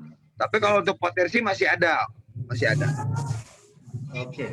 Pertanyaan berikutnya dari Om Nikodemus Nianderbon. Cirebon hadir. Mau tanya teknik yang cocok untuk mancing di Bojong Salawe. Dan mau tanya juga teknik yang cocok bermain di ombak yang besar dan berkarang dangkal. Om Moyes dulu deh. Kalau Bojong Salawe berarti masih Pangandaran ya? Iya. Kalau di Bojong Salawe tetap karena dangkal, tadi kebetulan apa? Itu ombak besar dan dangkal, lebih cocok itu casting atau popping. Oke. Di Bojong Salawe sendiri situasinya seperti apa, Om? Itu mau dibangun pelabuhan Om, tapi kebetulan kayaknya belum 100%. Oke. Muara tapi dekat ke bahan pelabuhan. Oke. Ada Om Samsul Bahtiar. Wah, ada Raja GT Pangandaran, Om Mayes Sanjaya. Apa kabar Om Samsul Bahtiar? Halo Suhu. Om Samsul. Oke, pertanyaan berikutnya kembali dari Om Rahmat Khaidir. Kayaknya ini Pangandaran menjadi fokus pertanyaan ya, karena memang mungkin dibanding Cidaun atau Pelabuhan Ratu agak telat nih kedengeran spot fishingnya nih. Ada nggak Mang spot rock fishing di daerah Pangandaran dan sekitarnya? Rock fishing, Om Yes? Ada. Daerah mana tuh Om? Itu daerah Madasari. Dan apakah di komunitas di Pangandaran udah banyak yang memang mengkhususkan diri untuk teknik rock fishing? Sudah Om. Sudah, itu cuman ya gitu Om. Tadi seperti kata Om Herman, tergantung pada cuaca. Ketika kemarau panjang, itu kan agak dingin tuh. Ikan-ikan banyak ke pinggir, nah baru rock fishing kita jalan. Tapi kalau mulai musim hujan, karena air agak hangat, jadi kebanyakan pasti kita targetnya jigging. Jigging kita target. Cuman kalau mau rock fishing, usahakan di kemarau aja. Kenapa tuh? Karena ikan-ikan predator besar lebih banyak potensi di pinggir. Oke, tuh semoga terjawab ya. Tadi siapa yang bertanya? Om Rahmat Khaidir. Oke, ada Om Heri Sketru. Apa kabar Om Heri Sketru? Ada juga anak angkatnya Om Herman Rosmana, Danton Kedobles. Sambil ngetik dia bernyanyi. Banjar telah tiba, Banjar telah tiba, hatiku gembira. Oke, Om Teddy Abrud, pesisir WJG hadir. Diwan Kurniawan, ada Om Danang Bayu Pracoyo, ada Bubung Abdul Salam, ada Wawan Hermawan. Apa kabar Bangka Belitung? Aduh kangen main ke sana Ada Om Bustomi, ada Om Aden Hermawan, ada Kajitan Poliang. Aduh, jadi keingetan. Punya utang saya sama Om Kajitan Poliang. Ada Agung Star Fishing. Nah, ini ada pertanyaan. Misalnya Om mau tanya, masuk pertengahan bulan 10-11, lagi musim apa nih di pesisir selatan Jawa Barat? Berarti ya, bulan sekarang sama bulan depan ya. Lagi musim apa? Apa yes? Pangandaran. Gimana? Aduh, putus. Bulan berapa, Om? Yes. Ya, bulan berapa, Om? Bulan 10-11. Kalau saya pribadi ya sama teman-teman ada 2 target untuk bulan 10-11. Tetap paling kita kejar GT baru Baramundi. Oke. Jadi ketika cuaca kurang oke, kita main di Muara, target Baramundi. Ketika cuaca oke, kita main di laut cari GT. Oke. Om Herman, kalau di Cidaun Pelabuhan Ratu bulan 10 bulan 11 usum naon tah? Sekarang lagi tuna udah mulai masuk ya. Ikan tuna ukuran kecil lah, belum ukuran jabrik gitu. Kalau jabrik Mau dong, Om. Ya kali. Jadi untuk tuna udah masuk, ikan selayang udah masuk, juga kalau ikan GT sih selalu ada lah, selalu ada kalau ikan GT.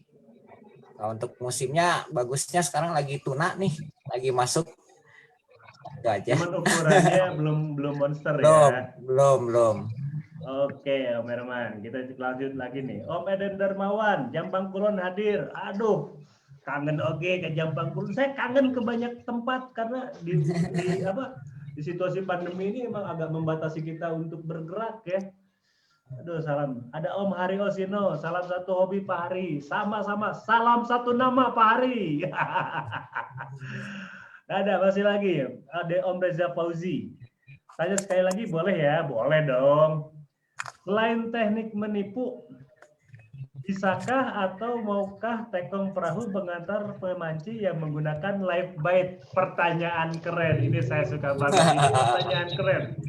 Makanya admin yang dengar ini karena pertanyaannya unik, saya pengen Om Reza Fauzi langsung mendapatkan jersey ya. Salah satu pemenangnya langsung ini. Karena pertanyaannya out of the box banget ini. Apakah para tekong perahu sekarang masih mau untuk mengantar pemancing yang menggunakan live bait? Om Yes. Masih banyak, Om. Kalau di sini masih banyak yang mau nganter. Aman ya. Jadi masih. Tekongnya bukan belum olo-olo, pengennya jigging terus ya. Oh enggak. Kalau di sini tekong antar, kamu maunya gimana, tetap dilayani dengan baik. Mau itu live bait, mau jigging, tetap jalan. Oke. Om Herman, mungkin untuk Cidaun, Pelabuhan Ratu, Sisolok dan sekitarnya? Kalau untuk itu mereka biasanya tergantung permintaan pemancing. Kalau pemancingnya pingin live bait ya pasti tetap akan diantar untuk live bait. Tidak ada pilih-pilih maunya tekong gitu, nggak ada lah. Kalau nggak ada maunya tekong, karena tekongnya juga kalau untuk yang recommended ya selalu atas permintaan pemancing, pinginnya apa. Om Reza, jadi saya sedikit terangin ya. Jadi sebenarnya nggak ada itu tekong atau kapten perahu yang nggak mau nganter kalau pemancing menggunakan live bait. Ya mereka itu kan menjual jasa menyewakan perahu mengantar ke spot. Ya di spot teman-teman mau mancing pakai umpan buatan, artifisial lure, mau pakai udang, mau pakai itu ya bebas-bebas aja sih. Dan kalau bagi saya pribadi tidak ada perbedaan antara mancing dengan menggunakan artificial lure ataupun menggunakan live bait. Kedua-duanya tetap membahagiakan. Nah, ini pertanyaan berikutnya dari Om Aiwan Asari. Izin bertanya moderator, berdasarkan info di Facebook, di Pakandaran apakah benar ada spot Baramundi? Tadi Om Moye sudah cerita. Betul sekali. Kalau Om Awan pengen informasi lebih lanjut bisa langsung bertanya ke sahabat-sahabat Pangandaran atau langsung ke Om Mayes. Ada Om Irfan Setia, Ciamis hadir. Bravo Kang Mayes Sanjaya. Widih, Om Mayes ini ternyata terkenal pisan loh, Wah Herman. Waduh. Kalau dia nyalonin jadi anggota Dewan Pangandaran langsung kepilih dah. Waduh, repot nanti nggak bisa mancing, jangan. Oke, sekarang ini ada pertanyaan dari sahabat saya, Kajitan Poliang. Malam semua. Izin bertanya Om moderator yang ganteng. Alhamdulillah, ada juga yang bilang ganteng selain ibu saya. Hujan angin kedeng deui euy.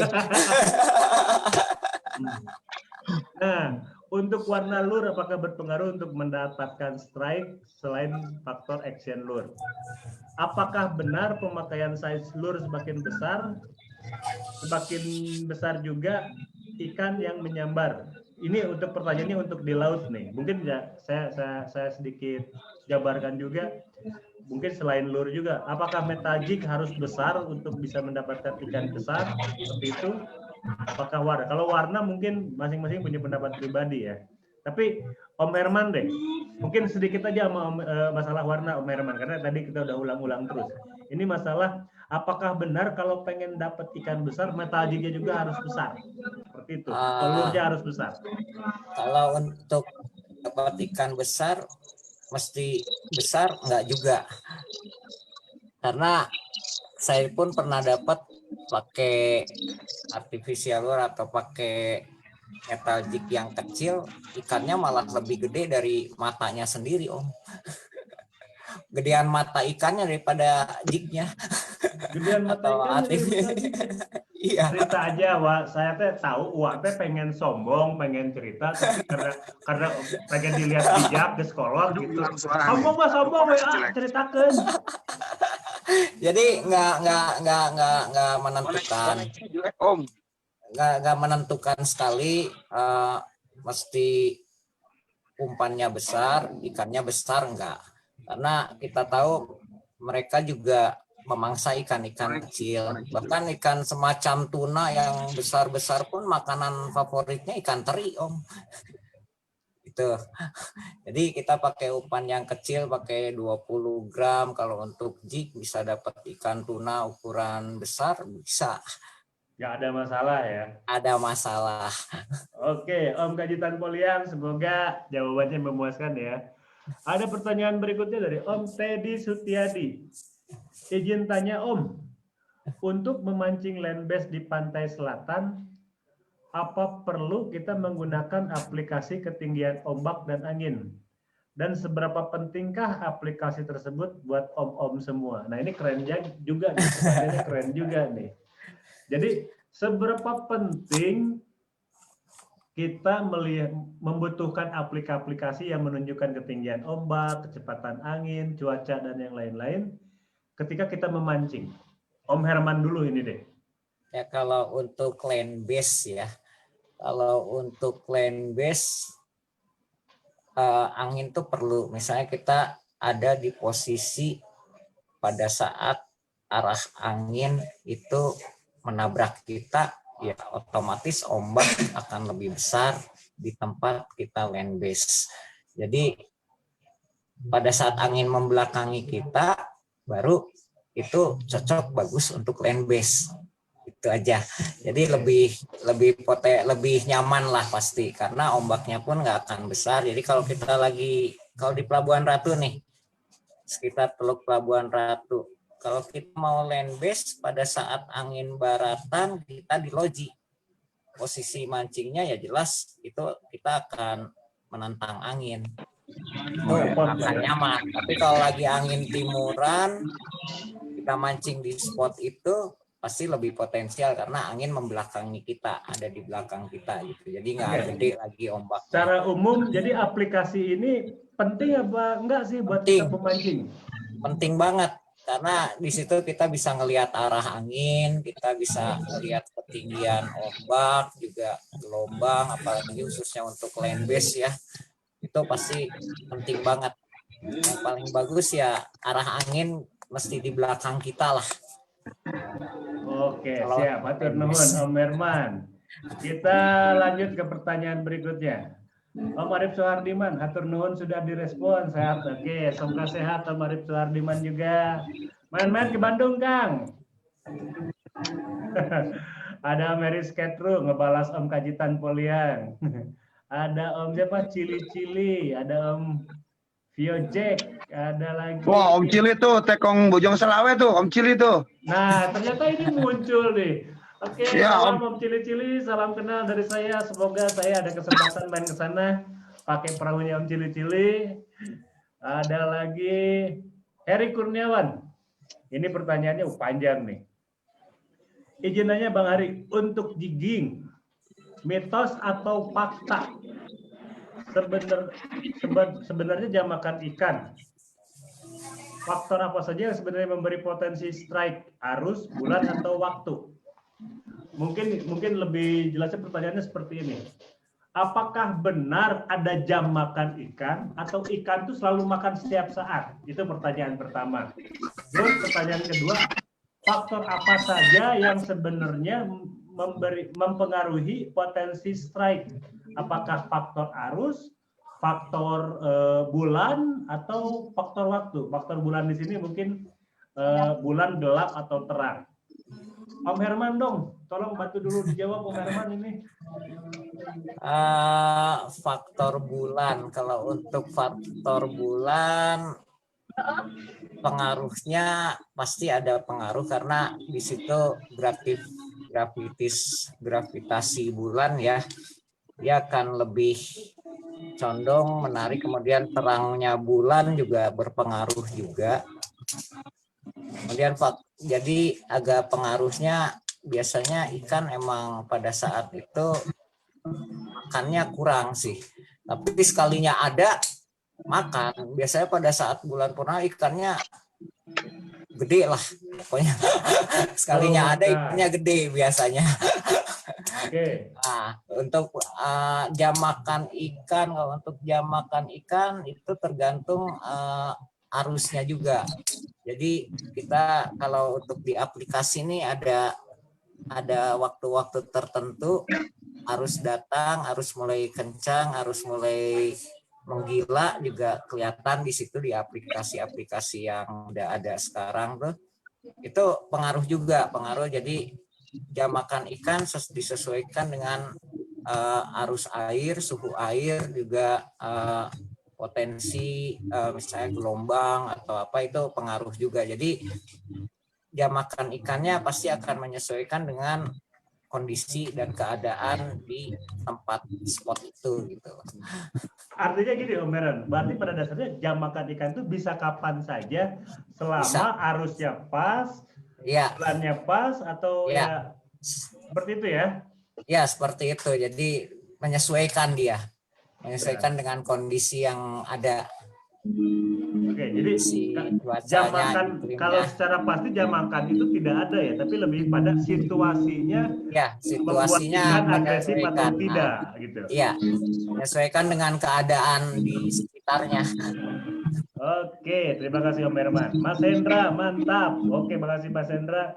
Om Cili-Cili, yang banyak gitu daerah mana Om? Tekong nanya, saya yang nanya Om Cili-Cili, awas.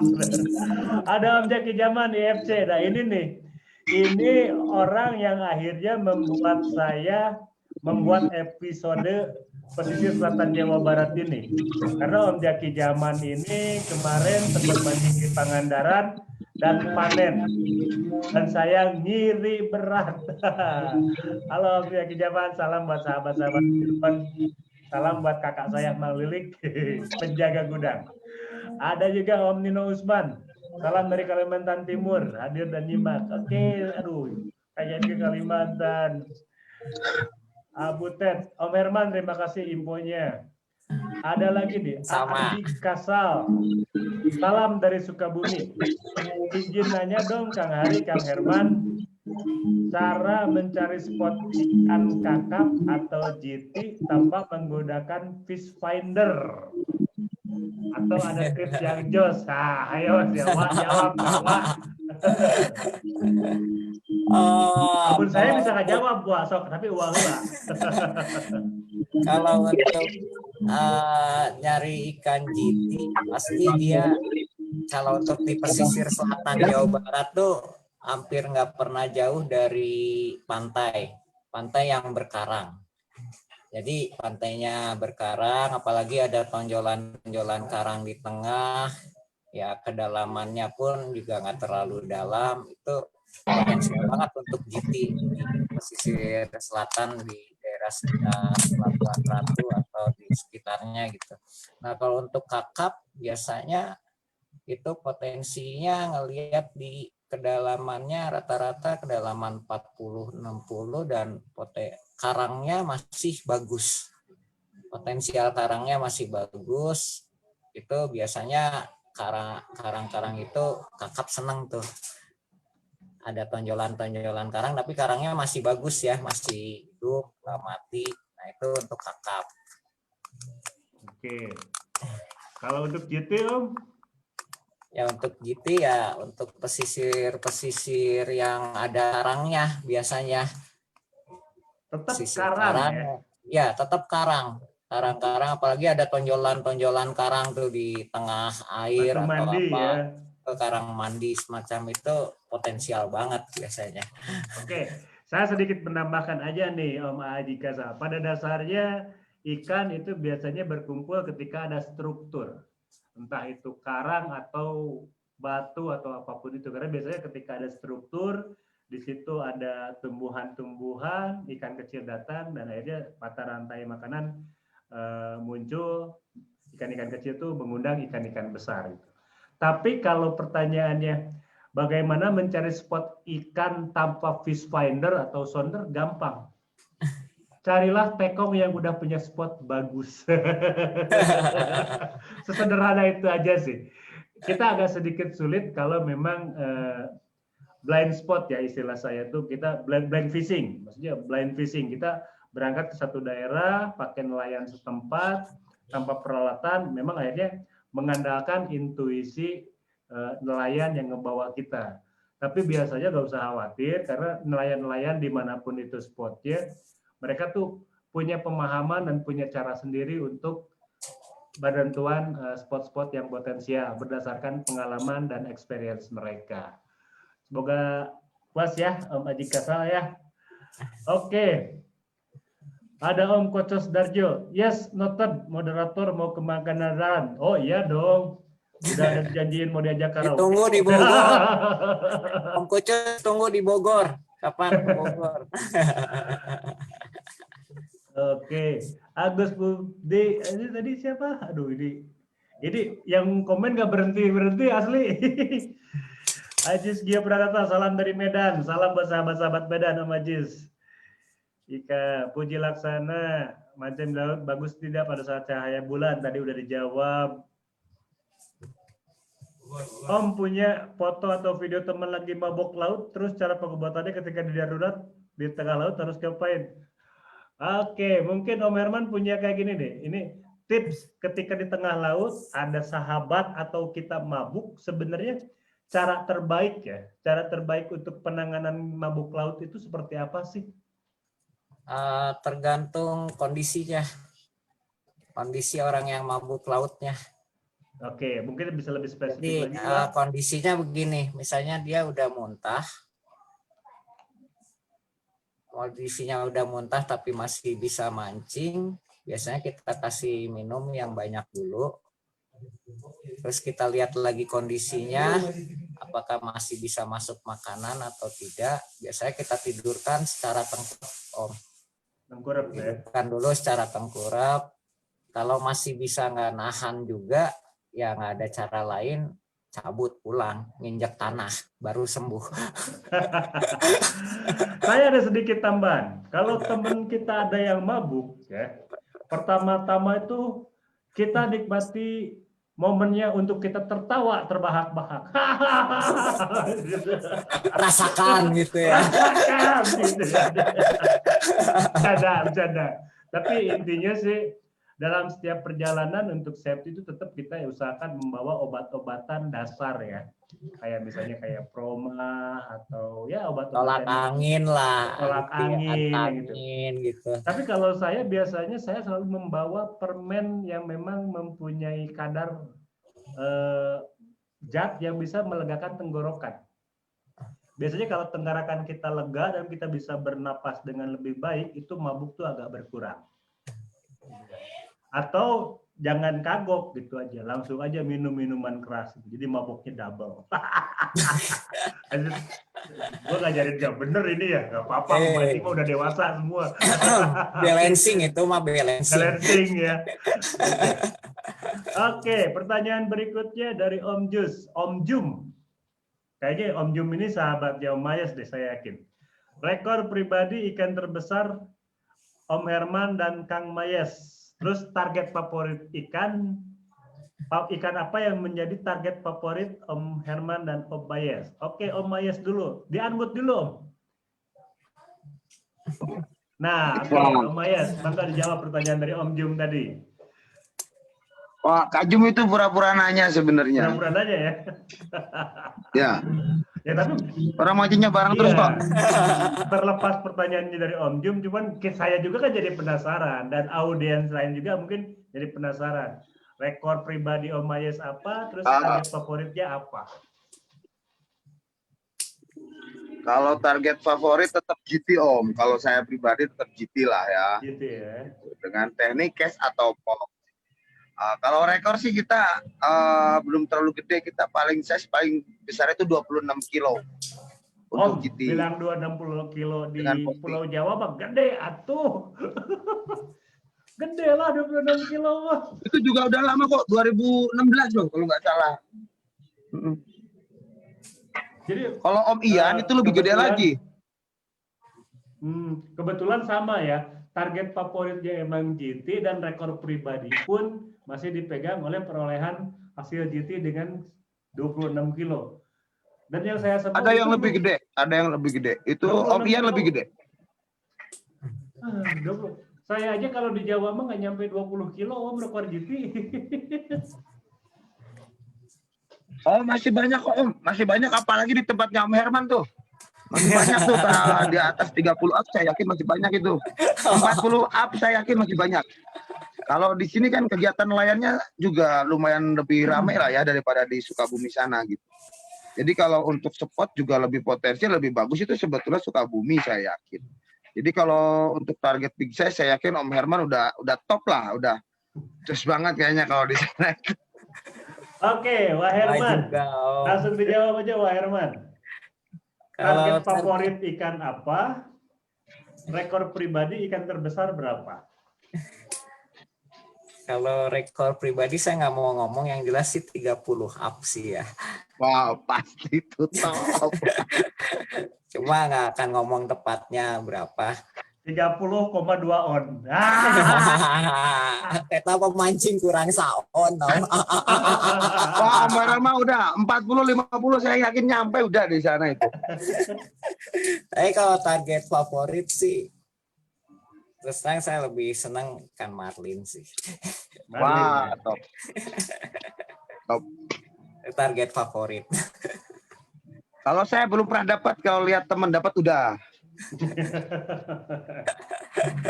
Oke, Om Jum udah dijawab ya pertanyaannya. Kita langsung ada pertanyaan lagi nih dari Agung Star Fishing. Saat trip jigging cuaca bagus dan ikan pas pensi, rekor omset terbanyak berapa kilo?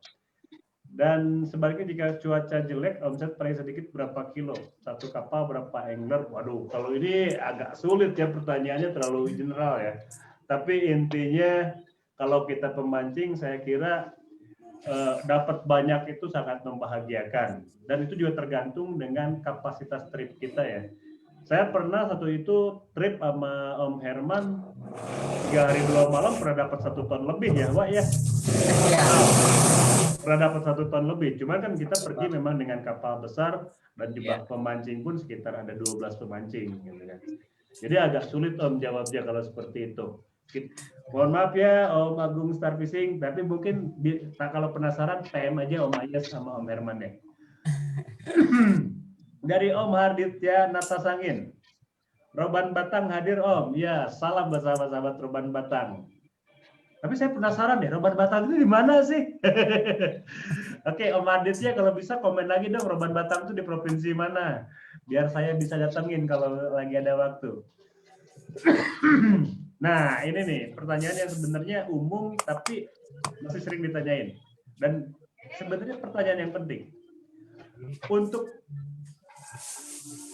potensi memancing predator, lebih bagus umpan mainan atau umpan hidup? Ini keren pertanyaan, itu keren. Jawabannya biasanya beda-beda. Om Moyes dulu deh yang bantu jawab. Kalau itu sih gimana? Senangnya angler ya. Senangnya angler. Kalau saya pribadi sih lebih senang pakai umpan tiruan. Kalau teman-teman yang lain sih, kalau masalah potensi menurut saya sih sama aja ya. Potensi strike-nya itu tergantung kondisi juga. Tapi kalau saya pribadi lebih senang menggunakan umpan buatan daripada umpan hidup. Oke, Om Herman. Kalau saya sih biasa, karena biasa sport fishing gitu ya, biasa pakai umpan buatan. Ya lebih senang pakai umpan buatan, walaupun potensi ikan hidup sih bagi saya pasti lebih besar potensinya. Dan ikannya pun ya otomatis ya ikan makan ikan, nggak mungkin ada yang kecil lah. Nah, itu jadi tergantung, jadi nyarinya kepuasan pribadi aja. Kalau mau dapatnya itu ya kepuasan pribadi lah. Kalau kita lagi malas, sambil istirahat, kita sambil lempar umpan hidup, sambil nunggu strike, ya itu bisa gitu. Mengisi waktu senggang lah. Tapi secara Potensinya sama. Okay. Walaupun kalau saya lebih yakin potensi ikan hidup sih pasti lebih besar lah, namanya juga predator, dia beneran nyari ikan hidup yang bisa dimangsa, apalagi ikannya udah lemah gitu loh, tapi masih hidup. Wah, itu lebih gampang buat dia. Oke, Om Arditya udah dijawab ya oleh narasumber kita. Ada sedikit pertanyaan dari Om AA Butet, ini nyelip nih. Kalau di Pangandaran, apakah ikan kakap putih atau baramundi itu bener nggak disebut ikan terusan? Bener nggak Om Moyes? Iya, ada dua bahasa, satu terusan, dua gelang honje. Oke, kalau saya lebih familiar dengan gelang honje. Awan Junior, ya. Notes Madasari, siap-siaplah kapan-kapan jajal. Itu Mang Awan. Kalau gelang honje. Gelang honje. Gelang honje. Ada sahabat saya Rans dari Sukabumi, apa kabar Rans? Om Herman Rosmana ditunggu, diundang, dapat undangan dari Pasundan FC. Silaturahmi ke Sukabumi, salam Sebaraya. Diundang tuh Om Herman. Insya Allah. Pasundan FC. Insya Allah, ayo. Ada Reza Fauzi, ada Agustio. Ini ada Om Agustio. Pertanyaannya keren. Malam bos, mau nanya nih. Metajik apa yang cocok buat mancing baramundi? Hayo loh. Om Moyes dulu mungkin bisa jawab. Kalau saya nggak pernah nih dapat metajik itu kan untuk jigging. Jadi saya belum pernah nyoba dapat baramundi menggunakan metajik. Saya lebih pernah dapat itu pakai minnow atau pakai soft lure. Karena kita mancing di muara, jadi kalau pakai casting banyak nyangkut tuh. Terlalu cepat jalan ya. Jadi kalau saya sih, iya. Jadi kalau menurut saya sih kurang efektif kalau menggunakan metal jig. Lebih efektif menggunakan minnow floating atau dengan soft lure. Oke. Karena kita tekniknya casting untuk dapat barang. Udah dijawab tuh sama Om Yes. Jadi mungkin metal jig kurang cocok, tapi bukan berarti nggak mungkin ya. Mungkin saja di spot-spot tertentu itu sangat memungkinkan. Tapi secara umum mungkin metal jig tidak direkomendasikan untuk mengejar baramundi gitu.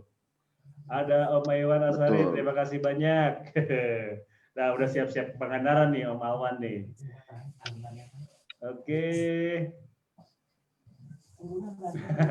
Om Ajis Gio Pranata, Om Herman, teman-teman di belakang pada kumpul pasti lagi ngatur siasat jahat pada ya. Malam Jumatan. Oke. Ini ada pertanyaan lagi dari untuk masalah baramundi Pangandaran nih. Untuk umpan baramundi di Pangandaran, apakah bisa menggunakan teknik ngoncer, umpan udang hidup, apa mesti pakai casting? Sambil bocorin dong Om spotnya. Om Yes, silakan.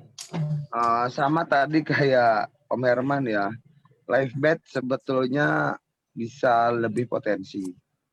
Artinya apa? Mau pakai ngoncer, mau pakai casting, semua bisa. Semua bisa. Yang penting dia predator. Kalau dia apa udang ya nggak mungkin makan udang lagi toh. Yang penting predator, pakai live bait, mau pakai minnow tiruan, mau pakai umpan buatan atau live bait selalu bisa kalau menurut saya. Mencer ataupun casting bisa. Oke. Pertanyaan berikutnya dari Om Bubung Abdul Salam. Jadi Waduh. pertanyaan. Bukan, ini bukan Bubung Kusyaman, bukan, Oh, bukan bukan. Bubung. Bukan.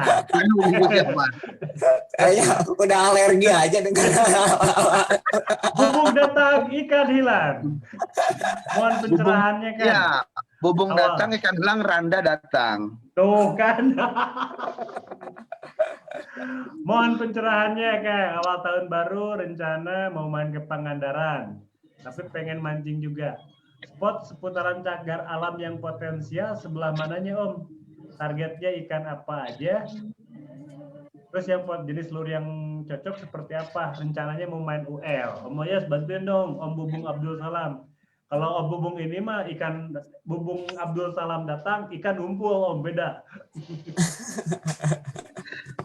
Kalau mau UL saya saranin land base. Soalnya momen tahun baru, apalagi akhir tahun liburan ya. Kita susah cari perahu, intinya itu aja. Agak susah cari perahu, kemudian kegiatan perahu di cagar alam juga terlalu ramai Om. Jadi saya sarankan kalau mau UL itu betul lebih potensi kita main di pantai timur saja, karena di pantai barat banyak kegiatan snorkeling dan lain-lain. Oke, Om Bubung udah dijawab ya. Jadi ada kabar nih dari Kapten Cili-Cili, spot 1 juta umat mulai ada isinya Om Yes katanya. Sisain buat saya. Saya udah 1,5 bulan nggak mancing ini. Aduh, sakau. Om Lilik Suyono, apa kabar Om Lilik Suyono, Subang dan kawan-kawan, Subang dan sekitarnya. Om Sultan, Bogor hadir Om, izin gabung selagi ada master-masternya. Iya nih ada master dari Bogor, Om Herman Rasmana. Oke, ada dari Kupang, Adi Mas Runata, ada Om Budi Haro, ada Om Run, RZD Nirvana, ada Om Sahrial Jambak. Nah, izin bertanya ya nih. Mana sih? Spot potensial ikan JT selain karang dangkal di mana aja Om? Mungkin ini saya bantu jawab aja deh. Pada dasarnya JT bisa ada di kedalaman juga. Bisa ada kedalaman bahkan sampai kedalaman 100 meter pun bisa ada. Tergantung suhu air biasanya. Oke, ada Om Ajibran. Ada lagi, ada apa? Oh, nah ini akhirnya dijawab juga nih Om Harditya. Saya penasaran tadi. Ternyata Roban tadi itu di wilayahnya Kabupaten Batang, Provinsi Jawa Tengah. Insya Allah saya ada waktu pengen main-main ke sana Om. Karena selalu senang untuk bermain ke wilayah-wilayah yang belum pernah saya datangi. Terima kasih Om Harditya atas angin. Oke. Nah, Om Herman. Ya. Sekarang bicara di selatan Jawa Barat. Kalau Om Herman anggap punya duit banyak gitu, mending mancing di selatan Jawa Barat atau memang mending ke Indonesia Timur, Om Herman? Kalau punya duit banyak, ya Indonesia Timur lah. Kalau punya duit banyak loh. Tetap beda. Iya. Tapi kalau nggak punya duit, ya mendingan mancing di Bagan juga bahagia Om. Kalau di Labuhan Ratu mah udah rokok sebungkus cukup, udah ongkos apa segala cukup lah, uang 50.000 juga berangkat. Nah, kenapa pertanyaan saya agak sedikit provokatif tadi itu? Jadi intinya mancing di pesisir selatan Jawa Barat ini nggak perlu mahal juga ya. Selain jaraknya dekat, juga ternyata begitu banyak teknik yang tidak harus menguras kantong angler terlalu dalam. Ya. Tapi, nah Om Herman, kalau bicara sekarang, bicara saat ini pandemi kayak gini, apakah ada terganggu untuk trip ke selatan Jawa Barat, misalnya daerah-daerah zona merah apa gimana gitu? Kalau selatan Jawa Barat nggak ada terganggu ya, karena di selatan Jawa Barat alhamdulillah masih zona hijau. Cuma untuk tempat-tempat wisata seperti misalnya Pantai Citepus, Pantai Cibanban tuh ada, kalau ke situ ya kita mesti tetap pakai protokoler untuk protokoler COVID ya, karena ada Satpol PP, ada juga polisi dari Dinas Kesehatan dari Pelabuhan Ratu yang akan mengecek biasanya pakai masker atau enggak, gitu aja. Terus ditanya asalnya dari mana. Biasanya begitu ditanya, kita berasal dari mana, terus kita pakai protokoler COVID apa enggak untuk di tempat-tempat wisata, itu aja. Tapi secara umum itu zona hijau, jadi masih aman. Pangandaran gimana Om? Kalau di Pangandaran? Waktu awal PSBB kurang lebih bulan Maret, April, Mei kita memang ketat ya, ketat, perlu punya surat hasil swab dan lain-lain. Kalau untuk saat ini lebih ke protokolnya itu lebih ke safety aja, pakai masker dan lain-lain. Sama seperti di tempat Om Herman, jadi ditanya dari zona merah apa bukan gitu kan. Kalau dari zona merah ya perlu dirapid dulu dan lain-lain. Tapi intinya sudah lebih longgar lah. Sudah lebih longgar karena ya alhamdulillah kita masih masuk zona hijau. Jadi nggak perlu khawatir. Yang penting masker jangan lupa dibawa, hand sanitizer dalam kendaraan selalu ready aja. Jadi intinya mah aktivitas mancing kalau untuk masih di Pulau Jawa tuh udah sedikit longgar ya, khususnya untuk bisa kita mau mancing ke Pangandaran atau ke Sukabumi seperti itu ya, Om Moyes ya. Iya. Oke, Om Moyes, di Batu Karas sebenarnya kalau Batu Karas potensinya seperti apa? Apa sama aja? Apakah bisa berangkat dari Batu Karas atau memang berangkatnya tetap dari Pangandaran kalau untuk mengajar spot-spot yang Batu Karas? Bisa berangkat dari mana saja, dari Pangandaran bisa, dari Bojong Salawe bisa, dari Batu Karas bisa, dari Legok Jawa bisa. Sebetulnya spot yang kita sering mancing itu untuk teknik jigging bukan di Batu Karasnya tapi di Legok Jawa, Om. Oh, Legok Jawa ya. Iya, cuman kadang-kadang dari Legok Jawa itu arusnya ombaknya agak susah untuk keluar ya. Jadi paling nyaman itu memang dari Batu Karas atau dari Bojong Salawe. Nah, kalau Bojong Salawe itu kan ada Kapten Cili-Cili tuh. Sama ada Kapten Andri Mino. Itu Cili-Cili pernah dapat trondol ya. Selfish 40 up tuh, 40 kilo up. Saya cuma melongo aja liatin dia strike tuh. Kurang ajar itu kapten itu. Yang kapten. Yang kurang ajar dia. Kurang ajar dia. Enggak, bentar. Tadi ada yang menarik. Ada dia. Tailfish atau nama lainnya apa? Trondol. Trondol. Jadi layaran itu nama lokal. Layaran ya, kurang lebih layaran trondol. Sailfish. Trondol ya. Makanya sailfish ya. Kalau di Sukabumi gelang payung. Gelang jahe Om, gelang jahe ulah gelang honje. Nah, kalau gelang jahe Om Herman itu. Ya, sama Kang Bubung itu bahaya. Ada sahabat saya Om Jopiau. Karangkuda Karangnini apa kabarnya? Katanya Om Moyes. Karangnini sebentar lagi bagus. Sebentar lagi bagus ya. Sebentar. Wah itu popping full. P8 ya? Putus, joran patah dan lain-lain udah biasa. Jadi kita nggak bisa main kendor di sana. Begitu strike udah kencang perahu gas kita adu tarik sama mesin udah. Karangnini. Keren ya. Nggak bisa dikasih malah di karang putus dah gitu. Iya nih. Om Jo, ayo tuh kita main ke Karangkuda sama Karangnini lah. Om Arditya, siap. Semoga saya ada rezeki, ada waktu bisa main-main ke base campnya RFC, Roban Fishing Community. Oke, nggak kerasa nih Om, udah hampir 2 jam Om. Padahal target saya tuh cuma 1,5 jam loh. Dibayar lebih dong. Iya. Oh iya. Jangan lupa itu PE-nya ya, kirim ke Pangandaran itu. Pasti dong, karena setiap narasumber itu memang pasti kita kirim ya semacam souvenir, kenang-kenangan dari Dura King sebagai ucapan terima kasih. Dan setiap yang komennya bagus, pertanyaannya bagus juga pasti bakal dapat. Tapi itu dipilih sama admin nantinya gitu. Ya, ini terakhir aja deh Om. Kita udah jam 22.20, nggak kerasa hampir 2 jam kita ngobrol. Kasihan teman-teman juga mungkin udah ngabisin kuota terlalu banyak ngedengerin kita yang nggak jelas ini gitu. Tapi pertanyaan saya sekarang pengen minta dari Om Mayes sama Om Herman saran-saran, pendapat-pendapat atau misalnya rekomendasi buat teman-teman yang mau masuk ke Pangandaran, apa aja sih yang disaranin untuk yang niatnya mancing di sana gitu. Mayes dulu deh. Kalau untuk mancing tadi Om, kalau mau ke Pangandaran dari luar kota, protokol jangan ketinggalan, baik itu masker atau hand sanitizer. Dan dipastikan jangan punya suhu tubuh harus pas lagi sehat ya, normal. Karena kan sekarang demam dikit dikiranya COVID, nanti bahaya juga gitu. Jadi pastikan dulu sehat, kemudian pakai protokol, masker dan hand sanitizer siapkan di kendaraan sendiri pribadi.